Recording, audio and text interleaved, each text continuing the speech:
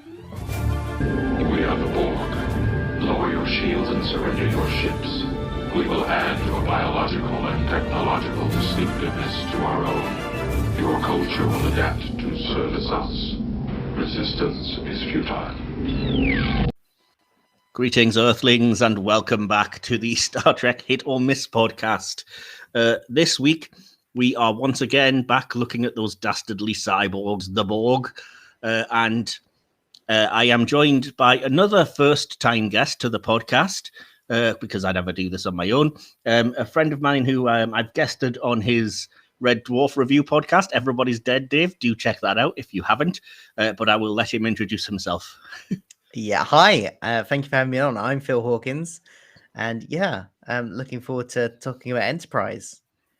Indeed, yes. I should have said the episode that we're looking at this week is the Enterprise episode Regeneration, the one and only appearance of the Borg in the prequel series, which we'll get into that later. But of course, we know there's other sections to deal with first. And I've been keen to get Phil on because, as I say, I've been listening to his Red Dwarf podcast, and I know that Star Trek comes up quite a lot. So I know you're a Trekkie now, which I didn't really realize when I was first kind of getting to know your YouTube channel. I thought it was mainly Doctor Who and stuff. And then the more I'm seeing your Discovery reviews and your Trek content, I'm like, oh, I can't wait to discover more about this guy then. So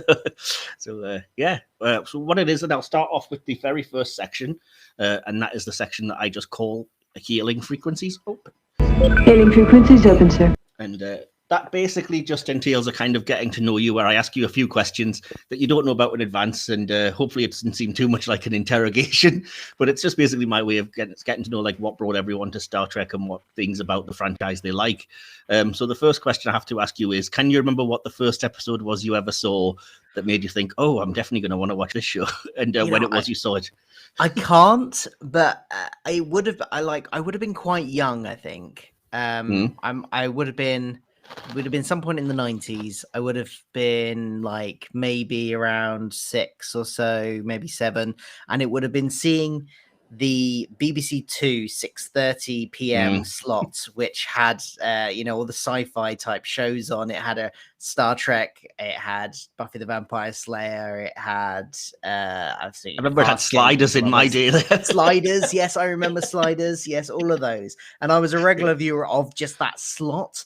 So I kind of caught a lot of stuff that was repeats from pre-seasons that had been on years ago. They had the original series on at some points. They had the Next Generation, a bit of Deep Space Nine around that time. I think it was definitely before Voyager has started, because I distinctly remember Voyager launching on BBC Two, and they had a whole Star Trek night.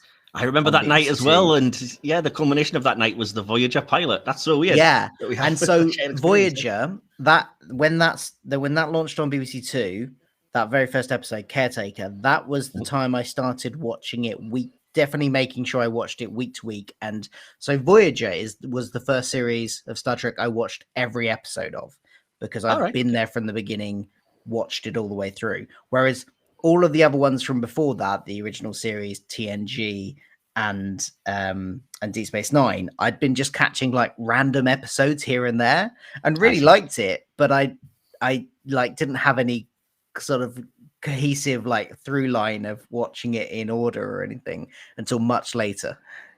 So the one that really got you kind of hooked into doing it on a regular basis was probably Caretaker then, in that case. Yeah, I guess so. And not necessarily, but just because I particularly like Voyager over anything else. I'd actually say Deep Space Nine is my favorite, but just because I was there at the beginning, whereas none of the others, I just wasn't there when it started. So yeah, it was. Well, it was that night as well, wasn't it? Because it would have been in '95, and I remember that night being quite special because they had like behind the scenes documentaries and like a Star Trek quiz show and stuff. So it was quite a cool like night of entertainment culminating in that Voyager episode. Absolutely, yeah. And they I can't remember if it was soon after that or just before that, but I started collecting I don't know if you ever got these, the Star Trek fact files. Oh yes, yeah, I've still got them all up my loft. I just saw that. I think I saw those in the in the newsagents issue 1, and I was like, hey, this looks fun, I'm gonna get this, and then I got every issue of it. So oh wow, that's awesome. Yeah, I was obsessed. I got the first like couple of hundred, and since then, like recently, I've been buying the Eagle Moss books that are like full schematics of the different ships, the main ships from each series and stuff. And it's just a lot of it's just reprints of that stuff from the fact oh files. really? Oh, amazing. So all the schematics and just seeing the floor plans of like different decks, that was always my favorite bit of that magazine. Well, just imagine an entire book of them themed around, like, say, the Enterprise or the Defiant or whatever, and that's what these books are. But it's got like every sort of schematic, every deck by deck of the ship and everything. So it's pretty awesome. So the second question then, rather a big question, which I always ask my first time guests, is if you had to pick 3 episodes from everywhere in the franchise that you would say perhaps represented the best or your favorites, or that you would show to a first time viewer to try and hook them into Trek, which you might well be doing with your co-host Adam at some point, which 3 episodes would you pick? Oh, that is a big question. I wish you'd warned me about that one in advance. I could have had a think about it. I bet now I'm just going to come up with the really stereotypical ones because they're the ones that are just going to be off the top of my head. But like Best of Both Worlds. That hasn't been as popular as you would think, but it's definitely been in a few lists. Yeah. I would have thought that would have been right up there. What other ones are they? Yesterday's Enterprise. I don't know why I'm going just to TNG. It's not even my favorite of the series. Probably because I'm never very good at remembering like episode names. And if you want to describe the episode, I can probably tell you what it's called. There's probably some in DS9. What's the one where he's trying to get the Romulans into the war and he does something a bit shady. That's come up a few times. That's called In the Pale Moonlight. That's the one. That's good. Yep. That's good. So maybe that one as well. Yeah, that's definitely come up a few times. All right, awesome. And I always forget to mention you could have included a movie in there, but I'm sure if you wanted to. Well, if we're including movies, then my favorite, especially growing up, was The Voyage Home. Time traveling to the 80s. Oh yeah, with Wales. Love that film when I was growing up. That film has such a crazy level of popularity on Twitter even now. And I remember it being huge at the time. But yeah, everyone on Twitter just refuses to let you refer to it as anything other than Star Trek, the one with the whales. Yeah. Fair. Awesome. You've kind of already answered the final question. So, because it was just going to be, and it's usually the big one for everyone, like what would be the one series you would say is your overall favorite out of everyone in the franchise? So definitely, yeah, Deep Space Nine, because I especially in the 90s, you didn't get that much serialized stuff in the 90s. And this was the first series that I really watched that was really quite heavily serialized, especially in the later series. And now it's kind of the usual. I mean, we get it on every Star Trek show now, and every show on TV pretty much is serialized. Hell, even Doctor Who is doing serialized again now, which, you know, for many years it didn't. And but at the time it was just like, hey, we're getting actual character development, things that happen in one episode, you know, have repercussions in the next episode. Whereas with TNG and even with Voyager, you didn't really get that. Which I really found strange with Voyager because it came after DS9. And I thought they would have learned some of those lessons, especially given the situation they were in with Voyager being thrown across the universe. Yeah. I was kind of expecting more repercussions from week to week. Like if the ship got damaged, that to have long-lasting repercussions because they can't just go into ship dock and get it repaired. And yeah, you'd think. I mean, there was a lot of. I love Voyager; it's probably my second favorite, but it was, I think, a conscious effort to go back to the Next Generation style of storytelling. Yeah, but I do think the creators wanted to make it more like serialized, and because wasn't the guy? I'm not very good with behind the scenes people either. But one of the guys then went on to work on Battlestar Galactica. Was it? That was one of the. I think you're probably thinking of Ronald D. Moore. He was a DS9 writer. He was a DS9 writer. Oh, okay. Yeah. Maybe it's something else then. But I'm pretty sure I read somewhere that somebody working on it had like really wanted it to be like, but the studio was like, "Nah, we want it to status quo every week because that's what TV is in the 90s." Yeah. Well, you can kind of tell by the format that they wanted that because there was so much rich potential with the Maquis. And there's a couple of moments in that first season, like when it's about training the young sort of Maquis members in Starfleet ways, and can they all integrate and stuff? And then after the first season, they're just kind of fine and they get on with it, and it's like, oh, yeah, okay, you know. It's kind of pointless introducing the Maquis to have no conflict, but okay, I guess, yeah.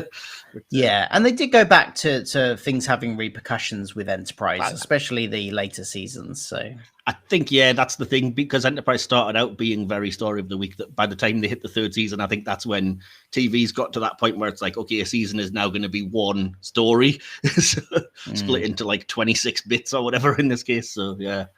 I mean, I love it all, but it's, as you say, it's just, I think Star Trek's always represented the time that it's in.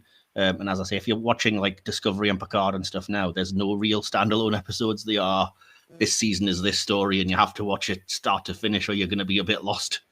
So. Yeah, absolutely. There are the occasional episodes where you, like in Discovery season 1, there was the Harry Mudd episodes, which were very kind of separate. Well, the second one especially was a bit separate, and that is actually my favorite episode of that season. So awesome. We reviewed that last season on the podcast, and even then it seems like it's standalone, but then you watch it back and you realize there's quite a lot of movement in the Suspicion of Lorca plotline as he's giving bits and pieces away, and it's obviously the start of the relationship between Ash and Michael, which is pretty crucial. So even then it's kind of like okay. But I see what you said. That's probably the most standalone of season 1, and it's probably why I think a lot of people would say it's their favorite, including me. So yeah, but anyway, well, I'll move us on from there then, because that was all the bigger questions and just me trying to get to know a little bit about your Trek nerdiness. So it's weird. We have similar, I think we're of roughly similar ages, so we have similar kind of touchstones like that Star Trek night, and you probably also collected a few of the videotapes back in the day and stuff, I imagine. Yes, I had Voyager VHSs, and again, I just didn't have the funds to be able to get the whole series or anything like that. So I had really random, and they did that annoying thing with the VHS, didn't they? Where if there was a 2-parter, part 1 would be on one VHS and part 2 would be on another VHS. So I even had what's the episode where they travel back to the 90s and Future's End? Future's End. So I had Future's End part 1 on VHS, but I never had Future's End part 2 on VHS. Yeah, it was weird because it depended where they fell in the season, because it was just 2 episodes on a tape. And if it just happened that the 2-parter was, there, then tough luck. You just had to have it split that way. But yeah, weird. Well, I think I'll move us into the next section then, which is the section that gives the podcast its name. Just a little bit of extra flavor. And it's a section that I call the hit or miss section. What about my performance? I'm not a drama critic. As you probably know, if you're a regular listener of the podcast, this is the section where I basically pick 5 or 6 things, depending how we're due for time, but we probably should be fine because we're just doing a single episode review. I haven't told Phil about these in advance, so it will be a shock to him. And I'm just basically going to shout them out anywhere in the Trek universe, could be anything at all, and ask if Phil thinks they're a hit or a miss, get his opinions as to why. See if I do, debate back and forth if we disagree, and see how we go from there. So, right, with all that said, are you all set then, Phil? All set, yes. Awesome. I have no idea why I've written these down. I've always said this series so far, it's supposed to be a mixture between the kind of theme, which is the Borg and AI, and then just random things that I've thrown in because I'm curious. But they're all written down in advance. And the first thing on the list for today, you watched Star Trek Discovery, am I right? Yes? Yeah. The first thing for today then is the Baul. Would you call them a hit or a miss? The Baul. That's the sort of predators of the of Saru's race, isn't it? Of the Kelpians, that's right. Yeah. Yeah. Hit. Yeah, I think they could do more with them, but now in the time period it's set in, they seem to be working together. It'd be good to see how that dynamic has changed since the 23rd century.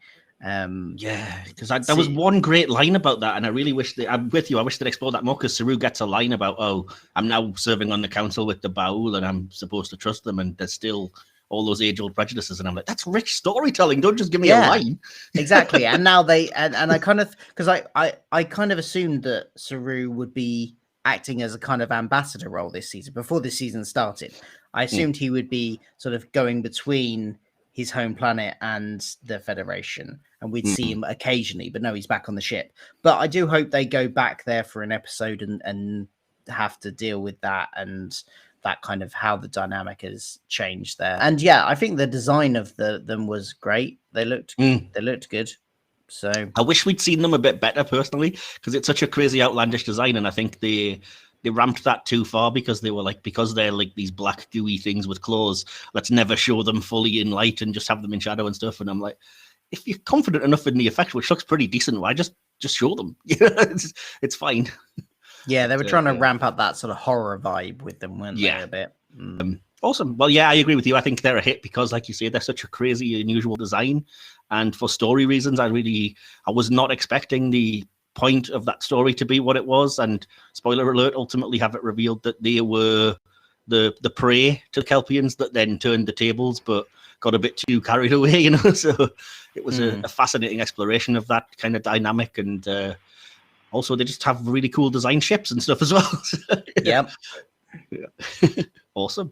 That's all right then, but there's not much to disagree about that one, so we'll move on.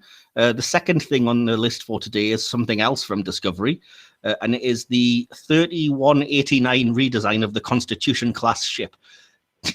Are you aware what I mean when I'm on about that? You will have seen it. It's the one that looks the most like a traditional saucer drive section nacelles, but the saucer has like a weird crisscross of lines across it. So it's appeared in the background a lot of episodes. Well, I don't know if this is official, but I've seen there's a picture that's come up on Google image search of it that has USS Armstrong, but I don't know if that's official or... That's that's the I think the main one that you see at first at Starfleet headquarters, but that's definitely a future Constitution class, yeah.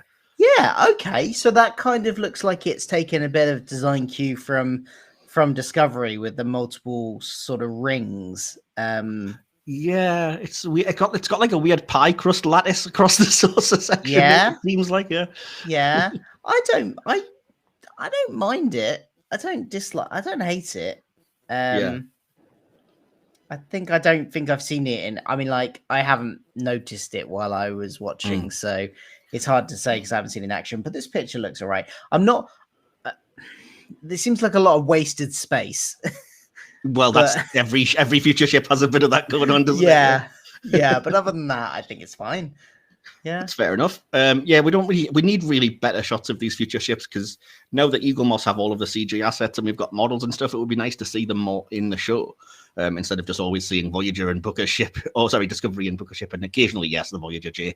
But yeah, I personally think it's probably one of my favorites of the future designs because I don't hate the empty space in the saucer section, but it's still not as egregious as Discovery, which is just like a big, like you said, just a circular bit cut out, like a big donut. And my favorite thing about it is I think it's the only 32nd century class ship that doesn't have detached nacelles. They're actually attached to the ship. Yeah. So, yeah, they are. Yeah. Kudos for not having to do that with everything, because I was like, okay, it's a cool little gimmick and everything, but because it's supposed to be, I think, the evolution of, like you said, the original Enterprise type class design, it's kept those the basic saucer and drive in nacelles, and I think it looks really good. And I'm looking forward to hopefully getting the Eagle Moss model at some point when it comes out, because I'm liking them so far. I've got the Voyager J, the Nog, and the Discovery A. And I'm knocking it on the head until the future Constitution class, which will probably be the Armstrong, comes out. So awesome, cool. I said hit, but we want to see more of it was probably the fairest way to put that. Yeah. Okay, so the next thing for this week, do you watch Star Trek Lower Decks? Before I ask you this, I do indeed. Yes. Awesome, good. And that is the character then of Ensign Sam Rutherford. Is he a hit or a miss? Hit, definitely a hit. Yeah, awesome. Yes. Yeah, I like it. I mean, I don't think there's a character on Lower Decks that I would say miss to be honest. They're all great. Yeah. Oh, that's awesome. The funniest thing happened actually last week because on the hit or miss section of one of the episodes that just went out that I recorded a couple of weeks ago, I asked if the two whale Starfleet officers were a hit or a miss. Lieutenant Kimmerloo and Lieutenant Matt from the end of Lower Decks season 2. Right. And obviously I post like to Twitter and say, oh, are these characters a hit or a miss? Watch the podcast. And I had one person and only one who complained and was like, it's a ridiculous idea that whales are sentient and I don't want to forget it, and Lower Decks have canonized it.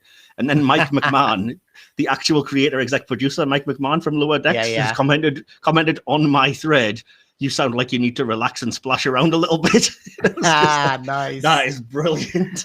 Nice. Absolutely great. That's brilliant. There's some really interesting stuff with Rutherford that they've hinted at now with the end of the last season. And what does he know? What was right from his memory and all that sort of stuff. Yeah. So I'm intrigued to see where that goes.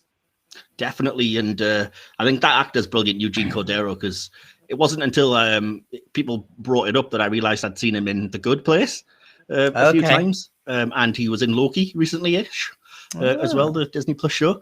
So he's a really good, like, comedic actor, like most of the people on that show.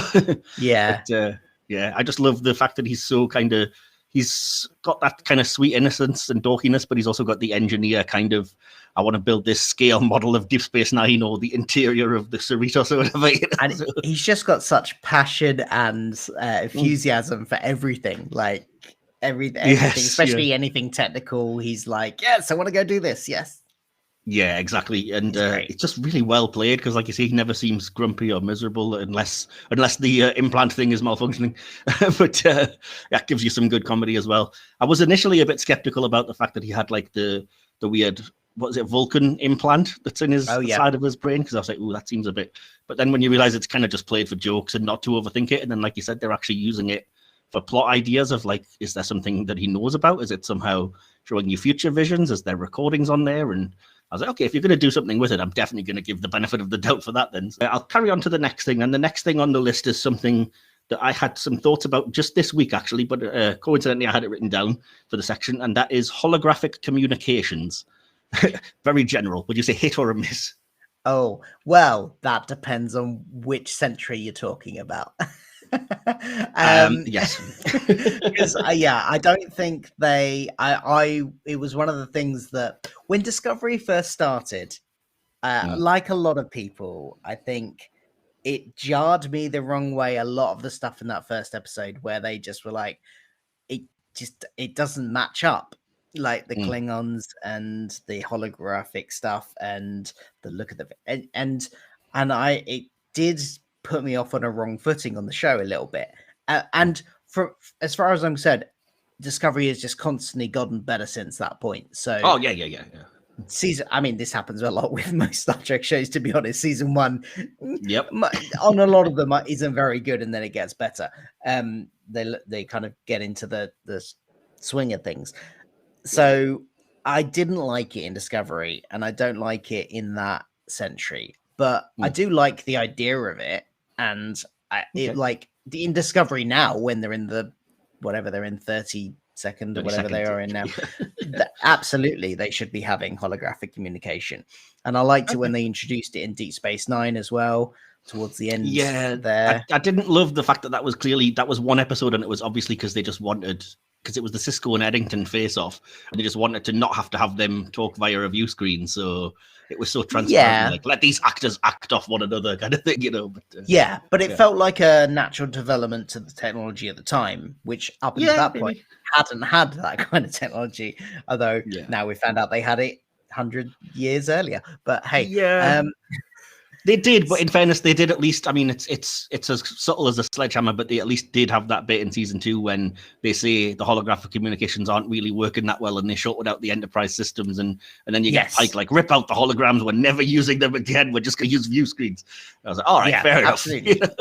I'm glad that they gave an in-canon reason why they stopped using them, so that appeased me a little bit on that issue. But so weirdly, I'm going to say like miss. In specifically in the first season of Discovery, but hits as a technology idea overall. You may be on a similar pitch to me, because I'm going to say miss overall, but I'm of the same opinion as you. Like, it shouldn't have been used pre-original series. That was silly. And I didn't really love the DS9 use because they only did it for like 1 week or a couple of weeks and then never did it again.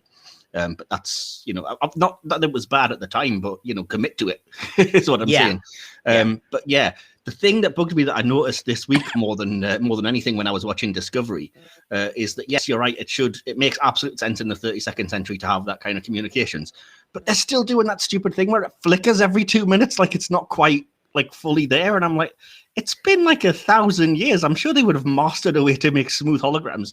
Like, I know that's that on a but on a visual language level, it's like, oh, we need to show that you're not really there. But like, come on. maybe there's an in-universe like have to show that it's not really their reason. Like maybe it's a regulation or something. Sort of like how in the holograms in Red Dwarf, they all have the H to indicate that this is definitely a hologram, so nobody mistakes them. Maybe they have put in a rule that it has to flicker, and it's a deliberate flicker, so that anybody that walks into the room instantly knows who's a hologram and who's actually there. Right. Okay. I suppose that would make a lot of sense, because that's my headcanon for it anyway. I was going to say that's a pretty good headcanon, especially if you think there's probably a lot more holographic officers and stuff prevalent in that century anyway. So maybe they are like, okay, we need to just have some way to just every now and then remind people that you're not really there, kind of thing, or whatever. But yeah, okay, fair enough. But no, it's one of those things where I don't think Trek's ever really mastered it, and for some reason I just really, I don't think you need it. I think the view screen thing works fine. It worked fine in Wrath of Khan. I mean, Kirk and Khan are never in the same room in that movie, but you never notice it. So, but yeah. Anyway, that's just my little moan, because I rarely ever call anything a miss, but I just think that's one of the things where I'm like, I can live without it. I'll carry on to the next thing on the list. The next thing is I'll go with an episode of Deep Space Nine, since it's your favorite, and I'll say it's the episode Our Man Bashir, hit or a miss. Oh yes, that's the holodeck one, isn't it? It's like James Bond on the holosuite. Yeah, hits. Yeah, I like a good James Bond pastiche, and that's fun. And Gillian's a great character. Yeah, I can't say I would remember details of it specifically, but I do remember liking it and going, yeah, I like this episode. Yeah, I like that. I love it. I'll say hate. I'll get that out of the way now. But I also love. I'm a sucker for whenever they have different contrivances to have them happen, because it would be kind of boring if it was just, and now we're joining you for this James Bond adventure, and it's all fake. But the fact that it was, I don't know if you remember, it was like a shuttle was crashing and they had to beam them out, and their patterns got stuck in the whatever the equivalent transporter pattern buffer thing is. But instead of like reconstituting them properly, they were all just, their patterns became used for the holodeck characters. So it was their physical appearance, but the actual holodeck characters, like mind or whatever. Yes. Right, yeah. So it gives you the really cool chance for them all to play totally out of type. And against what you would not necessarily expect, to the point that like Cisco was a brilliant like super villain in that episode, you know. And yeah, I just like, because they did the same with Bride of Chaotica. It would have been boring if it was just, let's live through this old Flash Gordon adventure. But the fact that they had to go with the theatrics and make it seem real to these invading aliens and stuff, it's like, yes, if you're going to do it, then be clever about it, you know. I'll just do one more for today in the hit or miss then, and again I'll keep it in the realm of DS9 since I know you're a fan, and I'll go with the character of Tora Zial. Would you say she's a hit or a miss? Oh god, what did I think of her? Yes, I remember liking like what they did with her when she was on the station when the Cardassians had retaken it. So I can't remember like if I liked like a character as a person or not. I can't remember enough about it. But I do remember liking the story of, you know, just that, actually quite a lot of that whole Cardassian occupation of the station again storyline, where with, you know, Jake being on the station as the kind of in the trenches war reporter on the other side type person, and Odo still being the chief of security, and he conflicts of all of that stuff was really good, and her plot line and her death as well. That was heartbreaking. That was a heartbreaking moment. I do remember that. So yeah, I'm gonna go hit. Awesome. I would say the same. I might jog your memory a little bit, because I will say she didn't get a lot of play. So what you've mentioned is like the end of her story, and that's the sort of first 6 episodes of Series 6. But before that, I like that like Dukat, when he's trying to find her, is with Kira, and his initial point is like to kill her because of the shame or whatever. And Kira manages to talk him out of it, but says that she'll be going to the station to live there. So Kira kind of takes on a weirdly maternal role, which shows her growth to this like half Cardassian, which I love. And then the fact that she gets into an established romantic relationship with Garak, because he's similarly like a Cardassian on this Bajoran station, and they're both outcasts. I think there was a lot of really rich stuff that they played with in that area. And as you say, she was always just an innocent character, but naturally, you know, when you're doing a kind of war story and you have this character that's pure innocence and sweetness, the best way to rip the audience's heart out is just have them brutally murdered, you know. So yeah, that was a definite a weepy moment, I think, when she was killed by Damar, and then it absolutely broke Dukat at the time, and I was like, oh, too much, too powerful. But yeah. So is any of that jogging your memory on the character? Yeah, a lot of it is, yeah. Oh, we both say hit then, so that's fair enough. I think we've only really missed a few of the holographic communication things, and the rest of it we're all on board with, so that's always good.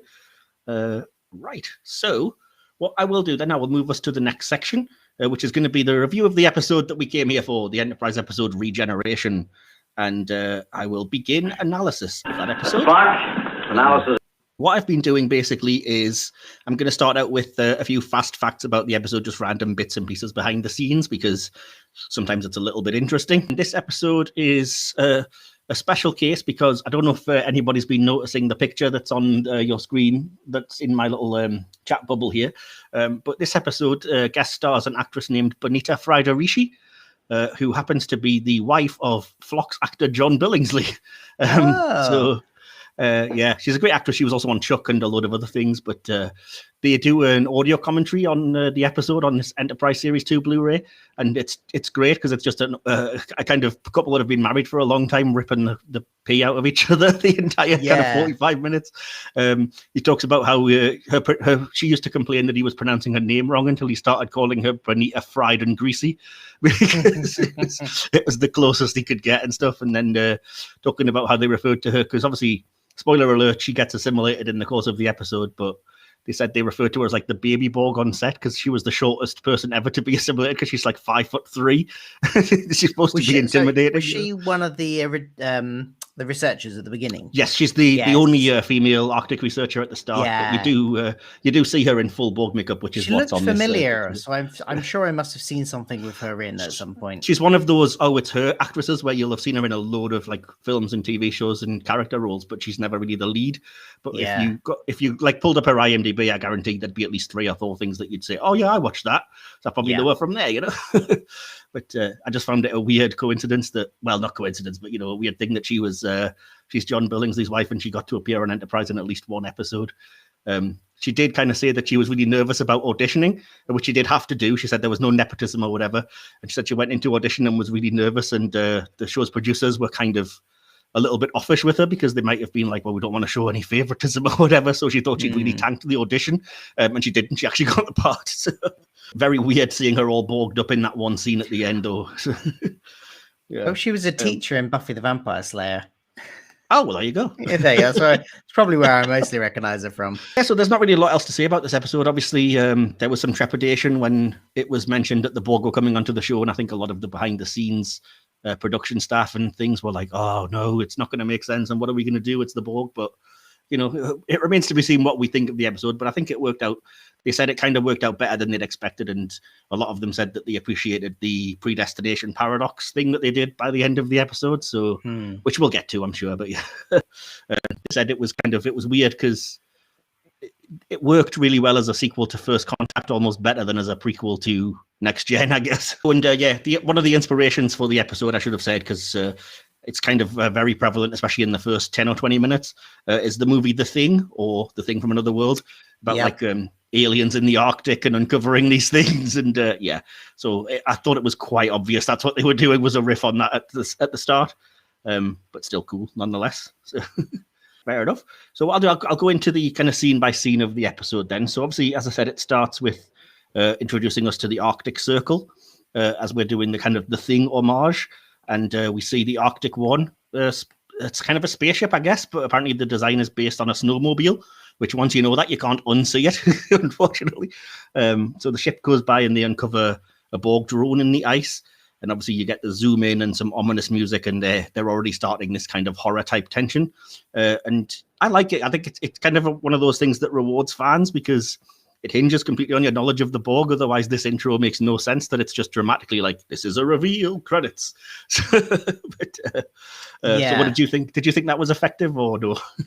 Yeah, well, definitely knowing who the Borg are, it's effective. I think it would have been still maybe not as effective, but if you'd watched it and didn't have a clue who the Borg are, that's still you're uncovering a body with like bits of cybernetic enhancements stuck on them. That's still quite creepy, and they definitely look like the skin is all mottled and it's definitely creepy.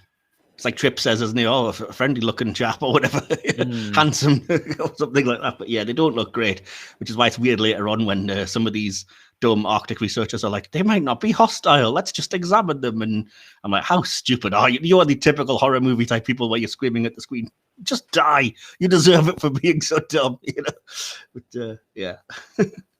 Obviously, they uncover, as we get to the credits, and then after that, they uncover a second Borg drone, and they start examining it. Well, then obviously we get a bit. I do kind of like that they get into a little bit of information about the Borg. So even if you didn't know who they were, they take the time to explain that the arm is fully integrated and his eye's been replaced with an eyepiece that lets him see better than people. And these two drones have nothing in common. They're even from two different species, which you'd think would be the moment that you would sound the alarm and the red flag would kind of go off. But apparently it still doesn't bother this one dumb guy. And yeah, as I mentioned, they can't identify the alloy of the debris, obviously, and that there's antimatter residue, and it's been there for about 100 years, which again is one of those moments where if you're a really geeky fan like us, you go, oh, I see what you're doing there. Especially when the Bonita Friedrich character, and I wish I could remember her character's name, but I can't, when she says, oh, I've scanned the debris and it looks like this ship was a perfect sphere. It's one of those lines that you're like, oh, now I definitely know what you're referring to. Yeah, there's lots of really nice, like, little just drops of name drops and things in this episode back to First Contact, the movie. Definitely, and stuff. yeah. It's great. Yeah, we are going to be reviewing First Contact, so apologies if you haven't seen it, because this episode is very explicitly a sequel to that. So yes, suffice to say, there's a Borg sphere that gets shot down at the start of that movie. Is it a sequel or prequel? Kind of both. It's just, yeah, that's the thing. That's like the people that were making it said it works really well if you think of it as a sequel to First Contact. Not so great if you think of it as a prequel to Next Generation. So you get the one guy that's like, they're clearly repairing themselves, put them on a deep freeze or something. And the other guy's like, nah, we should keep them here and study them. You never know, this could be great. He's basically thinking that he might get some, award out of it, Nobel, the equivalent of Nobel Prize or whatever. And because he's worried about them refreezing them and damaging them, isn't he? So yes, yeah. Because as you say, he's identified it as like, well, this might be a medical tool that's on its arm, and these nanoprobes might be used to cure diseases or whatever. And as you say, it's very sort of selfishly, oh, well, I don't want to ruin my chance or whatever. But as I say, they even have the line when the second guy says, well, they don't exactly look friendly, which just, it lampshades how dumb this guy's being. But again, I suppose if you're doing the whole horror movie bit, there's always at least one person that's a bit too complacent. So it's part of the genre, isn't it? Awesome. I did think, speaking of that it was quite scary when the one kind of nervous guy got left alone with the two bodies, and they actually played that for the tension. Like there was no music; it was just him, the two guys on the two drones, on the stretchers, and he was kind of pouring himself a coffee. And what was I going to say? Whilst they were outside, I did actually make a note because it never occurred to me beforehand that they mentioned that they found a warp coil, presumably from the Borg sphere, among the debris, and it only in this watch along was I was like, oh yeah, because they're going to have a way to get that like Arctic One Earth ship to get to like warp 6 or whatever at some point later in the episode, and it never occurred to me that they wouldn't have a way to do that until. But yes, there is a line to cover that, so that's fair enough. But yeah, obviously going back into the whilst they're discovering all this, you go back in and the Borg is awake, and we see the good old Borg vision, little blurry thing from their point of view, and then the drone sneaking up on the guy, which I absolutely love. That's like straight out of a horror movie, that little jump scare that he's looking around wondering and thinking they're still on the table, and then the camera just crash zooms in on the Borg face just lumbering toward him. And as I said, we don't see anything, you don't need to, you just know these guys are screwed. Yeah, they use all the good tropes of kind of a zombie kind of movie, I guess, a kind of horror movie with jump, it's got that vibe to it. Yeah, completely, because that's the point, isn't it? Is that, if they touch you, then you become one of them. So it is a zombie movie. It's like, oh, this guy's lumbering and you've been bitten and now you're screwed. You're one of them forever or whatever. So yeah, and I think it works really well, way more so in these opening scenes. But there's a very quick scene which I don't love it because it just seems like it's here for arbitrary reasons to fill out time when Starfleet headquarters hears about the missing research team, but then they send a team to look for them, and it's like, oh, there's nobody here, something's gone wrong. And then they communicate this information to Enterprise, and I'm like, we could have just lost that opening scene and had it all in a briefing to Archer, because he's telling him this anyway. Yeah, that's true. Yeah. But as I say, a chance the episode might have been running short or something, because that does happen sometimes. But yeah, so it takes a fair while, but we finally at this point get to see NX-01, the lovely Enterprise. And they talk about how they've discovered that, that the research team they believe have been kidnapped, and find that they've actually got the scans about the two Borg drones they recovered and everything about them. which again creates a huge continuity problem later. Yeah. It's I get why. I mean, do you want to talk about that now, or do you want to say that? Yeah, sure. Because with me as well. Yeah. I get why maybe like Picard wouldn't have known about them because Starfleet would have might have classified this information. So individual captains and stuff might not know about it. But when they sent the information after Q-Who and the Enterprise meets the Borg in that episode for the first time, and sends them back, sends all the information back. That's when somebody who has access to the classified files on this, if they were classified, should have gone, that's that race that we never got the name of, but that matches perfectly. We're gonna now reveal this because it was hundreds of years ago, so there's no reason to keep it classified, and it's kind of important. That's the thing, and I mean, I understand you probably wouldn't want to panic the general population or whatever, and I'm sure I'll get into it more at the end, but it also makes Starfleet look really incompetent because Archer even says, oh, we've done nothing but postpone the invasion for 200 years, at which point you would think it's like, right, take all this information, send it to Starfleet headquarters, put a little timer on it to be opened in 200 years when we know they're coming. Don't just brush it under the carpet like, it's not our problem. We're going to be dead by then. Yeah, so even if you didn't give Captain specific, like this should be something like, if any reports come in with like describing a race that is similar to this, red like the computer should go, excuse me, you need to look at these files and now prepare.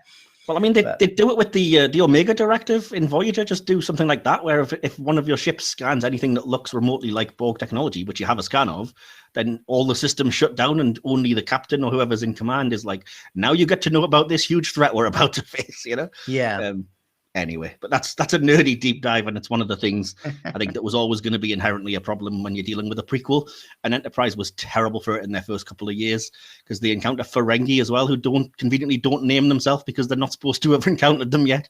And it's just so silly at that point. It is. They the one time they did it well, I think, was with the Romulans. Yes, yeah. But every other time, it's kind of like, well, you've seen them. Yeah. So, well, the Romulan First Contact is supposed to be around this time anyway, so that kind of fits in canon. But the fact that, like I said, and they kept it audio only, like they had described. Yes, exactly, because which is important so that they don't know that they look like Vulcans, of course. Yeah, and I like that. Like I said, Series 4 doing that by showing the audience the Romulans, but then not having the characters ever seeing that's what they look like, but having Archer learn about, there's such a thing as the Romulan Star Empire, and they have cloaking devices and everything except what they look like. So yeah, it worked better in those latter seasons, but like I say, it got silly when it was like, well, you've met the Ferengi. Next Gen was like, we've never seen what these creatures look like before. They could be terrifying for all we know. It's like, no, don't be daft. And then, like you say, it was controversial as anything, even though they've complained. Some of the producers have kind of counter-complained about the fact that the Borg omitted their name in their standard greeting, because every other time their greeting would be, we are the Borg, you will be assimilated. And they just jump straight in with, you'll be assimilated, and don't name themselves, which is so egregious when that happens in the episode that it's like, come on. But one of the producers countered that, as I said, and says, well, at no point during Q-Who or the Best of Both Worlds do they announce their name either. And I was like, oh yeah, I suppose technically they don't really when you think about it, do they? No. I do like as well talking about like references to other things and nerdy stuff when Phlox and Lieutenant Reed are discussing the Borg, and they're talking about, I prefer my tech to stay outside of my skin.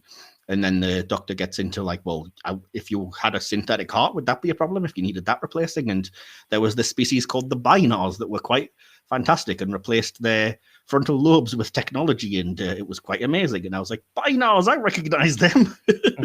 That name from that one episode of Next Gen, and they would never see it again. Did that jog your memory at all, or was that a name that just meant nothing to you? It kind of vaguely sounded familiar, but I couldn't place it. So, speaking again of nerdy kind of Star Trek references, we hear that Enterprise has picked up a distress call from a Tarkalian freighter. This is the first and only appearance of the Tarkalians, who are mentioned frequently from like Next Gen, I think, onwards. They come up all the time, and yet they've only ever been seen this once, which is a weird thing to note. I do remember there's a lot of references to like Tarkalian tea and things like that in some of the earlier seasons, or I guess chronologically later ones. But yeah. I also love that when Arctic One appears and it's kind of Borgified, it's been partly assimilated. You can see that they are actually building the ship up into a cube, which I love. I that suppose, yeah, I didn't think about that. It's definitely got more blocky, hasn't it? Well, the back part, is definitely there, but yeah. I think so anyway. And plus, I also like the touch that when Enterprise arrives and they're cutting into the Tarkalian freighter, they're cutting it in a circle, the same way they did the first time they encountered the Enterprise D, when they cut out like a section of the ship and killed 19 people or whatever. I was like, oh, that is a really old school touch that I really appreciated, you know? Yeah, let me see. So they mentioned, the Borg have upgraded the weapons as well as the propulsion on the Arctic One transport. There's 9 life signs, but the readings are erratic, which is worrying. But they do manage to drive them off, which is kind of convenient, I guess. Because I was like, at this point, are the sort of Borgified Arctic team and a couple of drones not strong enough to take them on? It seems like they probably would be. But again, the episode, I guess, couldn't really happen if they were to just stick around and fight there and then. So I don't know where they're running off to, but yeah. Well, they're luring them, aren't they, to them with... because he says earlier that later on that, they've lured us here like it's a trap. So maybe they just wanted to get in them. Maybe they wanted to get their people that are currently... Oh, that's right.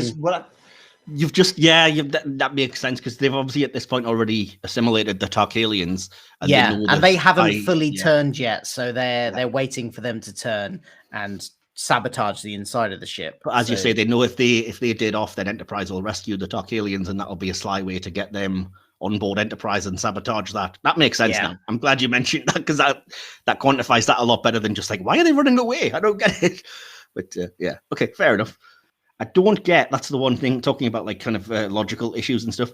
I don't really understand how this assimilation of the Tarkalians is so damn slow. Because I just associated it with that moment in like First Contact when the Picard's like, don't let them touch you, it'll be instant like death or whatever. And that one security guy gets injected with the probes in his neck and is immediately turning, and Picard just shoots him there and then. I'm like, why is it taking like hours for these guys to get fully turned? My headcanon, I think it's supported by this episode, is that different species will be assimilated at different rates. It's like you see Phlox it takes ages for him, even longer. And he's able to resist. In the end, he's able to be cured from it, which no other species has. Picard has, but it hasn't. I have issues with that too. It's not an easy thing to do, and most species wouldn't be able to do that. So it seems to be unique to Denovians. That's what he's called. Denobulans, Denobulans or Denobulan? Oh, whatever. Denobulan. Yeah. So it seems to be unique to them. So I think maybe their species, this species, they just take a little longer than humans to assimilate. Yeah, that's fair enough. And as I'm thinking on it, I guess I could headcanon it that these are the first of this species that the Borg have assimilated, so they would get better, the more of them that they do. And by the time of First Contact, they'd assimilated probably hundreds of humans. So it was like, well, we now know how to instantly kind of get, because even Picard took quite a long time when you think about it to get transformed into Locutus. Yeah. So that's fair enough. You're talking me around on some things here that I had issue with, so that's fair. Phlox, I think, again, falling into the dumb horror movie character trope when he's like, I don't think these Tarkalians, who are clearly, their skin's going zombie-like and metallic technologies growing out of them, I don't think they're a threat, Captain. I'm sure it'll be fine. It's like, dude, come on. I mean, I know you're a doctor and everything, but at least put them in a security room or something, or just leave them lying there. And there is the security guy is pretty useless that they leave with him, because entirely, is it when they attack initially? He comes over to sort of, but he doesn't like just shoot them. He's like comes over like looking worried. Like, just shoot them, man. Shoot them. Yeah, exactly. But they've got no security because even when Phlox is like a good way towards assimilation, Hoshi just walks in like, oh, okay, I've got a weapon on me, but I'm just walking, chatting politely away to you. Do you want me to feed your animals? I was like, stay out of the frickin' room, Hoshi. Are you crazy? You couldn't pay me to go in that room. Yeah. Anyway, the other thing I didn't love was this whole thing about Archer looks through the records and finds that Zephyr Cochrane did actually describe the Borg. Couple of issues I have with that. First of all, he didn't actually ever see them, so how he would know that, I don't know. And secondly, commit to it, man. Don't just like tell people like, be warned, these people are coming, and then when you get embarrassed, go, oh, I was just drunk, sorry. I retract my statement. Like, that seemed like a silly thing to have him say that, but then not say it. See, in my mind, he was. I know he didn't say this, but I am assuming he was drunk when he said that. And I know it's implied that he kind of cleans himself up after first contact a bit, but I still think he probably still liked a bit of a drink. And he probably thought, oh, I can't talk about the future. So when he's in, Compos Mentis and is like absolutely like sober, he won't talk about it. But then he got drunk one time or a couple of times at an event when he was giving a speech, and he let it slip. And afterwards he thought, I shouldn't have said that. I'll retract that. Yeah, because I shouldn't let people know because of temporal prime directive and whatever. Yeah. Okay, fair enough. I just think, writing wise, it was weird that they were like, he knew about them, but then he didn't. It's like, what? Okay. Yeah, it was an excuse to get Zephyr Cochrane's name in there, wasn't it? To point out again, it's the first contact. Because they basically described the plot of First Contact because they say, a bunch of cybernetic creatures tried to take over the whole Earth and they were stopped by a bunch of humans also from the future. Conveniently never mentioning the name of the ship they came on, because that would perhaps be a step too far. Yes. That would have been so cool to see, though, just Archer getting confused. Like, he said they were stopped by a bunch of time travelers from a starship called Enterprise. Are we about to do this? What's going on? The Tarkalians wake up and obviously attack Phlox. Didn't think it was particularly great CGI when they inject him with the nanoprobes. I thought that was a bit of a TV budget situation going on there. Early 2000s TV CGI. Definitely, yeah.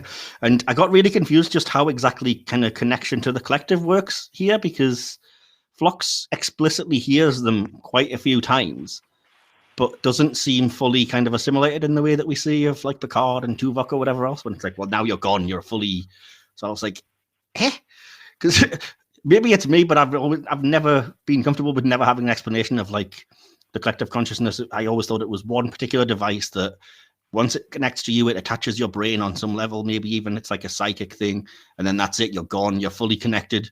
But this kind of like half and half. Oh, I can hear them, but only every now and then. I'm like, what does it even mean?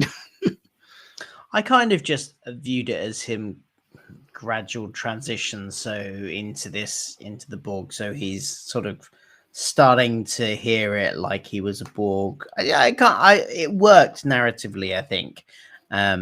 So it didn't bother me. Okay. It doesn't really work for me because I think it starts getting into too many areas of like, it's not a technological thing. It's like a psychic connection.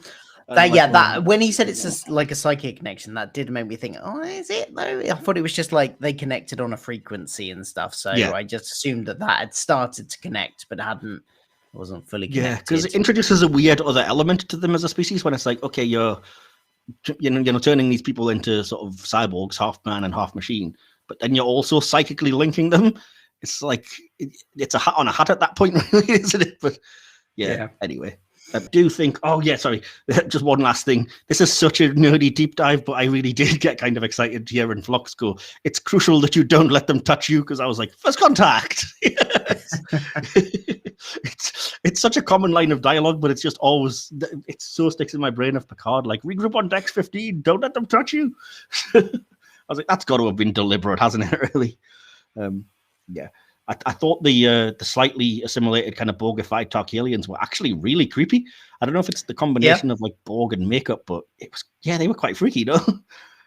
Yeah, definitely. And they look more like your traditional zombies in a way as well, because it looks like their skins, falling off, and that's where the machines are coming through and stuff. So yeah, that was good makeup. That's awesome. And while I'm praising it, I think the action was really good as the security officers are kind of chasing them through Enterprise, trying to get to them and stuff. Didn't love the moment that was kind of disengage your brain when they go to assimilate the inner workings of Enterprise and a bunch of Borg technology just vanishes or appears out of thin air. Oh yeah, that was. I had to actually rewind that and check that I hadn't missed something, because like I blinked and suddenly there was like components that weren't there a second ago, and they just like, and they literally did just sort of materialize. It was very strange. It seems like it was perhaps an unfinished special effect, because it would make sense if it was like suddenly the lights all turn green and then like other bits grow out of other bits and it becomes. But the way that it was done was just very much we stick our needles in the systems and then an entirely new thing just materializes out of nowhere, which is like very odd. There we go. So then obviously fire the phase pistols at the Borg, which works a couple of times, but then they adapt their shields, as we know they are quite often going to do, and the security officers have to fall back. And that's when Archer decides that ultimately his last course of action is just to flush them into space through the airlock, which personally I'm not sure if it's a deliberate reference to Voyager or not, but I do know that's how, I think it's in Scorpion Part 2, how Janeway got rid of a load of Borg, apart from 7 of 9, who just apparently grabbed onto something on the way and didn't get flushed out. But well, I did like this whole section in terms of what it, because there's not that much character stuff for our regulars in this episode. It's kind of all about the plot, and there's not that much character stuff. But this was one of the few character moments in there for Archer, because he has this moment where he has to make a choice. It goes against his morality, because he wants to save these people. He doesn't want to give up on them and think they can't be cured. But his ship they're going to destroy his ship, so he has to make the tough call when he really doesn't want to. So it's a nice moment for him, I think. I agree, and I've mentioned that like throughout my review, but I'll just get into it now and say that I agree. I like that. I've even made a note. I like that they actually do have a moment where Archer, it's not just like they're doing it like evacuate them out of the airlock or whatever. He does actually think about it, and he looks tortured to the point that even T'Pol says you had no choice, and they don't gloss over it. And then you get that lovely scene later when him and T'Pol are in the mess hall, and she inquires, like, are you actually going to try to rescue these 29 life forms or whatever that we've detected? Are you going to rescue the Arctic research team? And Archer's like, I'm not just going to leave people to die. We don't leave people behind, kind of thing. Until he ultimately has to kind of go over there and see, there's nobody we can help at this point. And she and T'Pol being the logic, thinking logically and everything, like Vulcan, knows that they need to destroy the ship because they're gone. Those people are gone already. You can't save them. We need to destroy it to save other people. Needs of the many outweigh the needs of the few. So that was another nice. That scene in the mess hall was another nice scene. It is. It's another, as you say, character thing, isn't it? So. Yeah, it's just a shame that those are kind of really the only, slightly maybe with Phlox as well. Well, I was just going to say the next scene I think is really good, even though logically it makes no sense. The scene between Phlox and Hoshi that immediately follows is nice in terms of showing their characters, and that she's kind of, it was, even though it's kind of silly, it was kind of an emotional moment when she's like, look, you've looked after me more times than I can count, so that's why I'm here to care for you. And I did make a point, like, because of the slow assimilation, it does just look like he's got assimilation flu. It's like his face is just slightly drained and he's sweating a bit. And I was like, all right, come on. At this point, there'd be a little bit more going on, would there not? But anyway, I do like that Hoshi still returns his kindness and feeds his animals. And he himself is the one that's like, look, don't underestimate these nanoprobes. And if I eat, then my metabolism's going to speed up and they're going to do the same. And then, so I can't even do that, And I think on a thematic level, I did think I've extremely noticed in this scene that it looks like he's got vampire bites on his neck. And I was like, is that a deliberate thing? Because it is very vampire movie, isn't it? Like, oh, he's bit you and you don't immediately turn, but you've got that night when you're kind of sweating and you're craving blood and whatever. And I was like, okay, you're playing with all the horror tropes a little bit here, but okay. The next scene, this was my least favorite line of the episode, which I won't get into at the end, but I'll just say it here. When Reed talks about, like, oh, once they'd adapted to our weapons, it was silly. We might as well have been firing holographic bullets. I was like, okay, that's a reference too far. That's just really shoehorned in at this point. We've all seen First Contact. We know what you're referencing. It's not something that would come up in polite conversation, is it, really? As I said, the scene we've already talked about, T'Pol, are you going to try to rescue these things? They're all infected, and she's the one in the right, but Archer will not declare them a lost cause. And I like that for once the audience is on the side of the Vulcans, which hasn't been the case for like a year and a half, because we know what the Borg are like. So we are like, yep, T'Pol is correct. Don't give them an inch, just absolutely destroy them and whatever. So I thought that was an interesting dynamic in terms of the show Enterprise as well. Yeah, definitely. Awesome. I'll talk a little bit about this later, but when they go to explain that Phlox might have a cure with using radiation to kill off the nanoprobes, mentions that it's using Omicron particles, which I was like, yikes. That hasn't aged well, has it? No, I didn't clock that. Yeah, but the thing that bugs me about this is that in essence, there's been a cure for assimilation this entire time. Yes. But we only see it work on his species. So that's my headcanon. This particular, it just works on Denobulans and it doesn't work on other species. That's my theory. I guess I can forgive that, but I still would have liked at least some kind of, I would have preferred them to make it more explicit that, I don't know how they would do it, but just say sort of, oh, my unique physiology would mean that I can kill them with radiation. Well, they had mentioned something about his unique physiology fighting it off earlier on, hadn't they? And he said something like, "Oh, it's my unique Denobulan physiology is proving harder for them to assimilate, but they'll get there eventually." So I kind of just put two and two together and went, "Oh, well, that helped with the cure, and it wouldn't help with humans." But again, I'm just headcanoning that, but. Yeah, and I think I used to think the same, but then watching it now, I'm like, I would prefer there to be at least an explicit mention of, and again, I don't know how you do it because it might seem shoehorned in, but kind of like, I found a solution that it looks like it might well work, but I doubt this would work for anyone other than a Denobulan, you know, and then at least say, okay, fair enough, now I know what you're talking about, kind of thing. But yeah, I did like at least talking about kind of horror cliches and stuff. I did like that they do that moment of him saying, if it doesn't work, please kill me. I don't want to become one of them creatures. And I was like, yeah. That's that moment in every zombie movie, isn't it, really? The testing of the phase pistols is really cool, but it's another of the issues I have with you having a prequel, is that, like, these things are not even as advanced as phasers, and yet we're supposed to believe they're taking out Borg.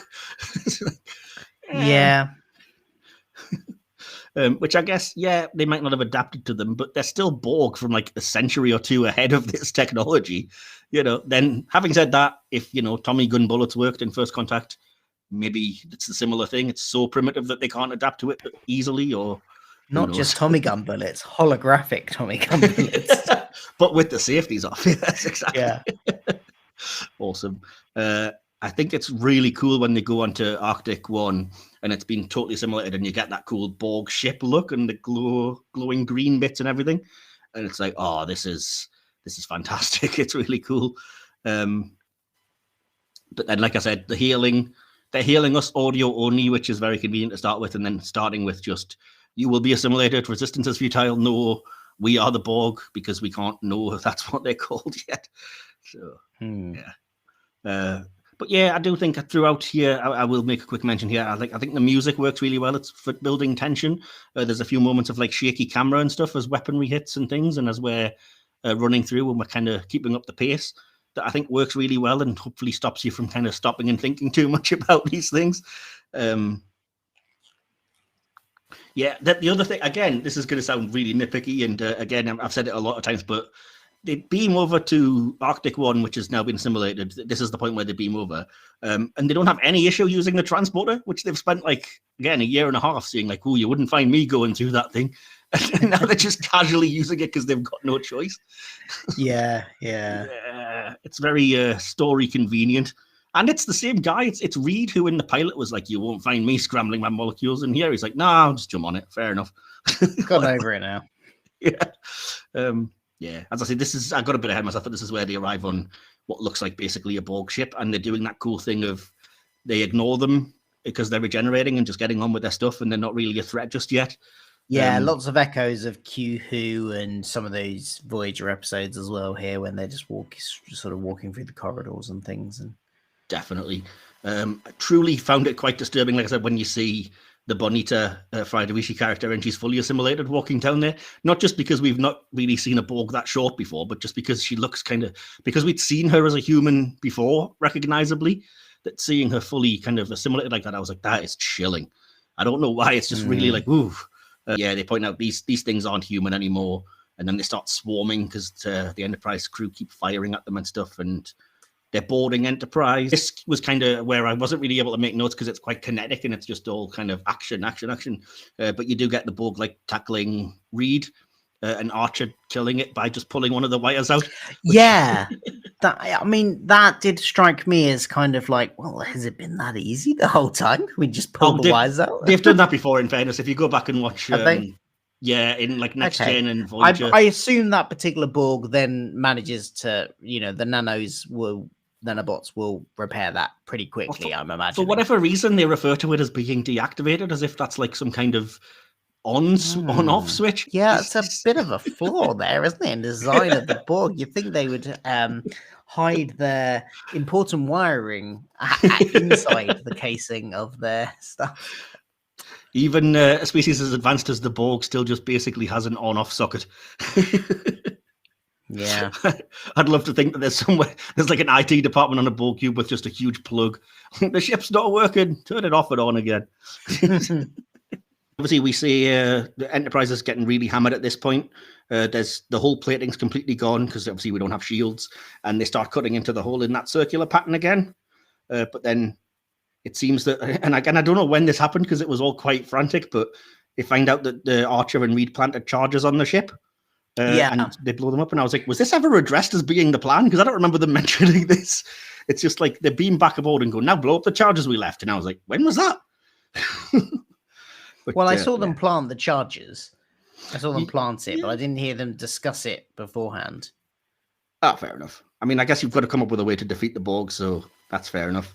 Again, this scene really bugged me, and it feels like I'm being too negative towards the episode, which I do kind of like, but the idea that the charges go off and all of the Borg who have already invaded Enterprise beam back to their ship. Yes, I was going to say this as well. It's like, because I wrote down on my notes, why have the ones that boarded beamed back? What happened there? Why did their ship having an explosion make them beam back? I don't understand.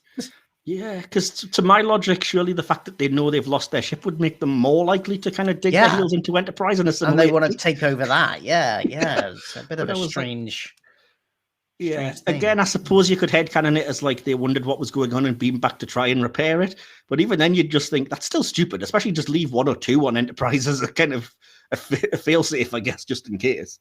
But yeah, again, we had to have a convenient way to just have them all blown up and destroyed. So yeah. And just blow up the whole ship with those explosives that they did then have to fire on it as well. Because I was thinking, oh, that's quite easy. And then there was like, oh no, there's still more. They've still got to actually do stuff to finish them off. Yeah, I hadn't noticed that, but I'm looking in my notes that explains it, is that they do actually say because they've all been back and they're kind of plugged into the ship that it starts regenerating even after the charges have blown up. Yes. And that's when Archer has kind of accepted there's nobody there we can save, and he just says, oh, screw it, just target the warp core, and just literally blows the ship up before it can get any further, which again is good from the character thing of like, okay, you've learned, there's no need for pussyfooting about, just blow the crap out of these guys or whatever. And yeah, the scene just ultimately ends with, like I said, Archer recognizing what he had to do and T'Pol giving him a little nod, and then Archer saying, I'm going to go and call the Admiral, to which I've said, and tell him to lose any report within the next 200 years because we're not supposed to know. Yeah, so really this is the end of the episode. We get the closing kind of captain's log. Phlox is on the mend, which, okay, whether you like that plot or not, at least he's back to normal. But then, like I said, referencing the collective as some form of telepathy. I've got no idea at this point what it's supposed to be, but okay, I'll just roll with it, because at least it gives you the fact that he's the one that says, I definitely got an impression they were trying to send a subspace message, and the coordinates are at the Delta Quadrant, which, as we know, Borg homeworld. That's why Voyager has a lot of Borg in them. And the first time, apparently, I spotted this as a fact on the IMDb trivia section, that it's the first time that other quadrants are indeed mentioned, and in fact, the first mention of the Delta Quadrant in Enterprise. Yeah, definitely. Yeah, well, I mean, chronologically, definitely would be, but yeah, absolutely is. And as you say, I remember the first time I saw this, I was so super excited at how clever it is that they're like, it sounds like we've only postponed the invasion until the 24th century, and it forms like what should be a perfect grandfather paradox with Q-Who. But the more you think about it, the less it makes any kind of sense. So it's a great kind of like, oh, awesome, great ending of the episode, leading you to what you already know is coming. And And like I said, the more you sit and think, it's like, well, that doesn't really make a ton of sense, does it? Well, the kind of explanation for it I've heard is that, when they encounter them in Q-Who, they are already on their way to the Alpha Quadrant and to Earth because of that, and they just pick up a bit more information from the Enterprise there that gives them a bit more intel. I would be fine with that, but that kind of gets shot to pieces by Voyager when it turns out they've assimilated the Raven already. And I was like, okay. that's 7 and 9 ship, isn't it? Yeah. Well, this kind of explains because that itself was a continuity error in Voyager at the time. Yeah, because they had apparently set off to research the Borg before the Federation knew the Borg existed. But this kind of explains it in a way, because maybe they didn't set off to. Maybe they found out the name of the Borg on their travels and not during their research. So they actually set off to investigate. Maybe they had access to this classified information that was acquired in this, and they set off to research that and to track down that species. And along the way, they found out that they were called. I love that. Etc. Now in my head canon, there's like a comic booky type idea that her parents were like deep cover spies. The Federation were like, you're the only ones that can know, and you have to go and find this cybernetic species and come up with a weakness. I'm like, we thought they were just normal human researchers who put their kid in danger. Nah, they were super spies. Yeah. Cool. Awesome. Well, there we go. So, as I said, that kind of concludes the episode. Did you have any last thoughts or anything I might have glossed over that you wanted to mention?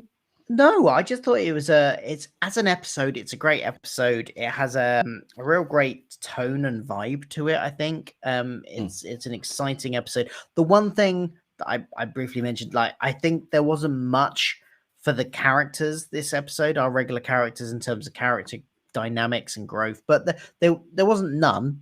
You had that nice bit between Archer and T'Pol and that whole his moral dilemma, and you had the Flock stuff. But maybe there could have just been a bit more. But then you don't need that every episode, I suppose. And it was a good sort of horror vibe to it, and I liked it overall. It does. There's trying to headcanon all the bits you need to headcanon to make it work with the wider continuity is a bit of a annoyance, but. Yeah, I can let that go for a good story. It's fair enough, and it is a good story. I'll get into a bit more depth about what you were, because I think it's kind of feeding into the next things that I'm going to bring up. So the first thing I'll ask you, as I said, which I shamelessly ripped off from your Red Dwarf podcast, just for a bit of extra spice, is if you had to name a favorite character, favorite moment of the episode, and a favorite line, what would they be? So favorite character, I'll go with Archer. Probably because he's one of the two people that actually has anything really to his character this time. Favorite line? I can't think of any of the lines. Yeah, it feels like there should be, and then when you think, you're like, are there any really great lines? They're all kind of cheesy when you're thinking on them, aren't you? Yeah. I don't think I can think of one. Maybe you'll say one in a minute, and I'll be like, yeah, that. Oh, I doubt it. But and what was the other question? Oh, just favorite moment, scene, or favorite moment. The whole of the opening was actually I thought was really well shot and set up the nice kind of, like you say, it was sort of an homage to the Thing, and I like the tone of that and everything. So I'm going to go with the opening. That's fair enough. I swear I already had this written down because it's going to seem like I've just been copying off you. Because my favorite character, I said, was Archer, because he's the one that displays the most humanity without being completely stupid. Like when he actually learns that, there's not much we can do, he does take the decisive action. So I like that.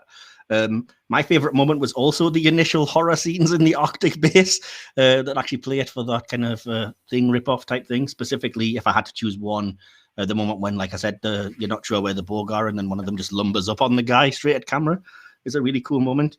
My favorite line of the episode, and it's purely just for geek reasons and because it's the only line that ever sticks in my head, is just when Rooney, that's the name of Bonita's character. Why is that coming to my head now? Yes, the character Rooney at the start, when she just goes, I think this ship was a perfect sphere.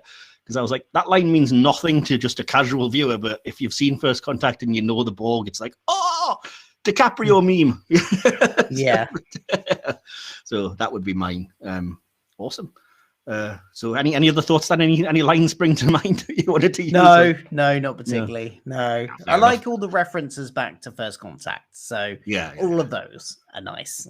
Fair enough. The next section is a section that is kind of my little middle finger towards people that are like, oh, the Treks have all moved too far away from Gene's vision, because I think there's always a bit of that in every Trek if you actually pay attention.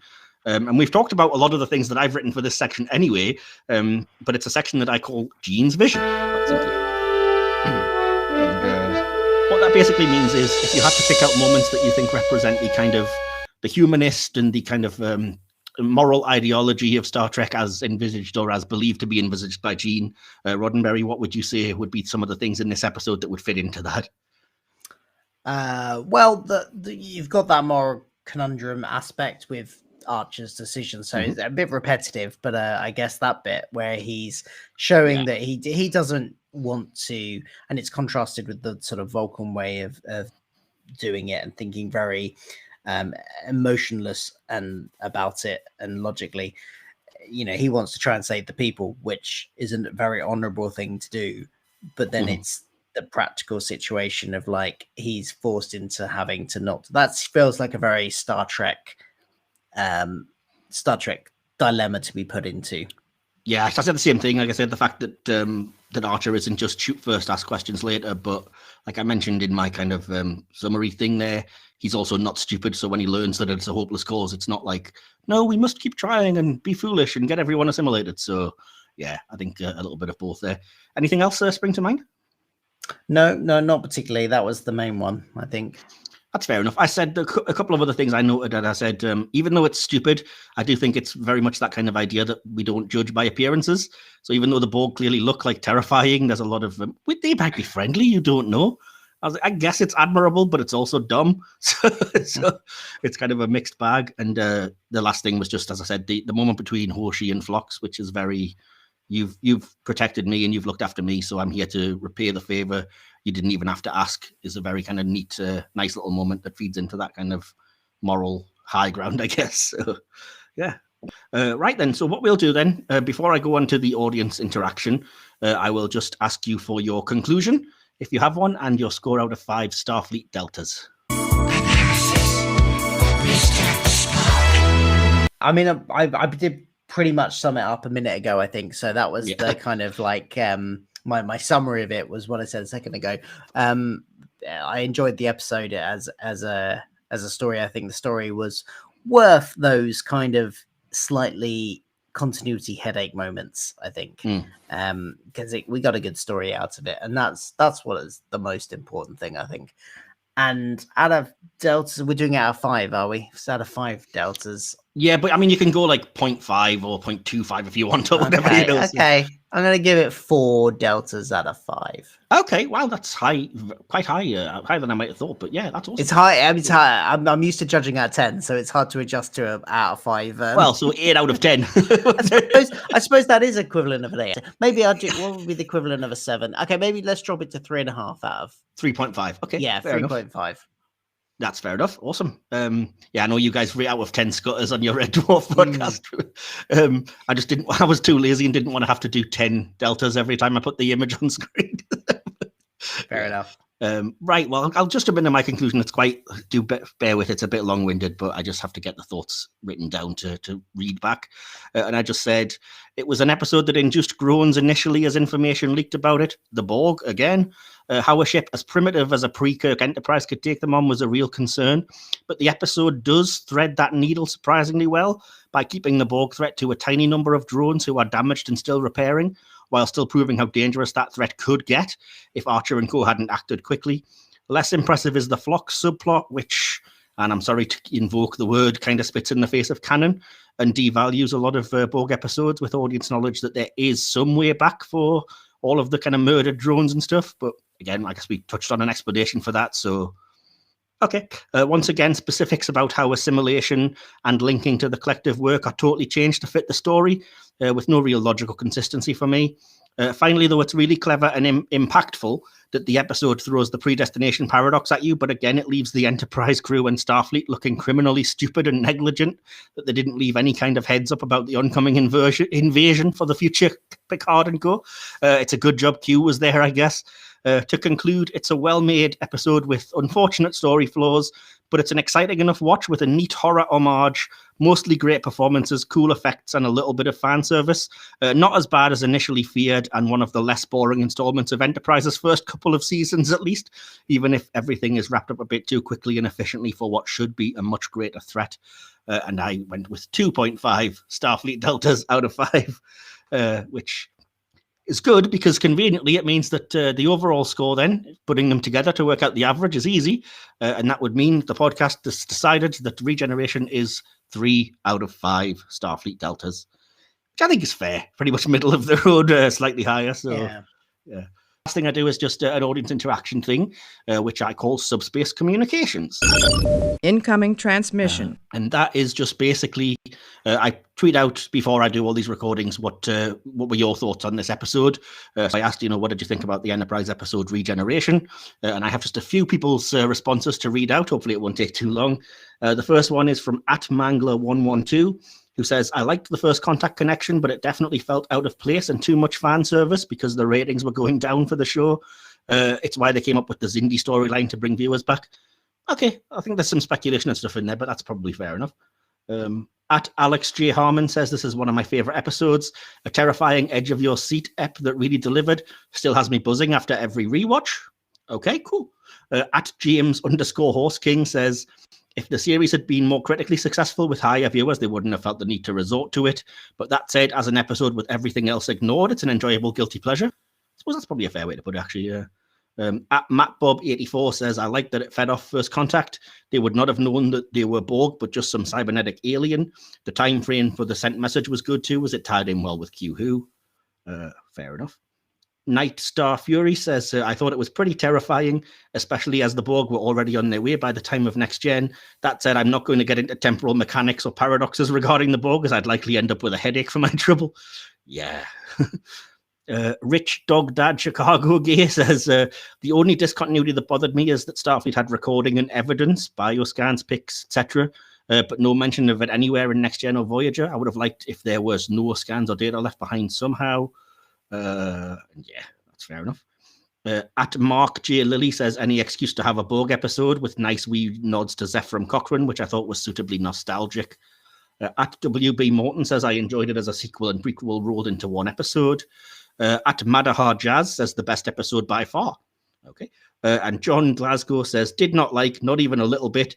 I loved Enterprise while simultaneously hating so many things about it. The endless retconning ruined so many episodes and that finale. But on the plus side, season 3 was superb. So you got into a bit of an overall review of the series, perhaps a bit more than just this individual episode. All that remains then is for me to say thank you so much for joining me, Phil, for returning the podcast guesting favours. My pleasure. I hope you had a good time. It was great talking all things Trek with you. This is your chance to plug everything else you've got going on. Is there anywhere you want people to go over to? Yeah, well, you can. You've mentioned it several times, but we do have a podcast called Everybody's Dead Dave, which is a Red Dwarf review podcast. Myself and my co-host Adam Martin, he's a complete newbie to Red Dwarf, going through the episodes for the very first time. I've been a fan for decades. That's the basic, but we also have guest reviewers on, such as Mike here has been on for an episode as well. I've forgotten which episode you reviewed. Which one was it? I reviewed Blue, the Arnold Rimmer song episode. That's it. Yeah. So go check that out. And you can find that on all usual podcast platforms, but also on my YouTube channel, which is just Philip Hawkins. I'm trying to remember if I called it Phil Hawkins or Philip Hawkins now. Philip Hawkins, Philip with one L. And I talk about, as well as that podcast being up there, Doctor Who, Star Trek. I'm currently reviewing Star Trek Discovery as it goes out weekly, and just basically any geeky pop culture I like, I talk about on there. And then you can find me on Twitter as well, which is @Culture Filter, and filter is spelled PHIL because my name is Phil. See what I did there? Clever. Nice. Yeah, that's fair enough. I think there'll probably be a lot of crossover potentially with people that are listening to this that would be Red Dwarf fans, and I would point you towards Phil's page, especially if you're a fan of like Doctor Who and Star Trek, as his reviews are always really good for those as well, and actually kind of well thought out and balanced, as opposed to a lot of the YouTube clickbait channels that just rage about nothing for a while. So yeah, again, loved having you on board. If you want to find me anywhere, audience, I am just at Iron Mike Wilson on Twitter, or my name most other places. You can always find the links below for other things and bits and pieces. The podcast is at HoM Trek or at HoM Trek. And yeah, that'll conclude the episode. I will be back next week with a review of a non-Borg episode for a change again, but we're going back to a bizarre kind of AI. We're reviewing the original series episode, The Changeling. So do join us for that. Everyone, be nice to each other. Keep flying the old Federation banner. And remember, we are Starfleet. Live long and prosper. Live long and prosper.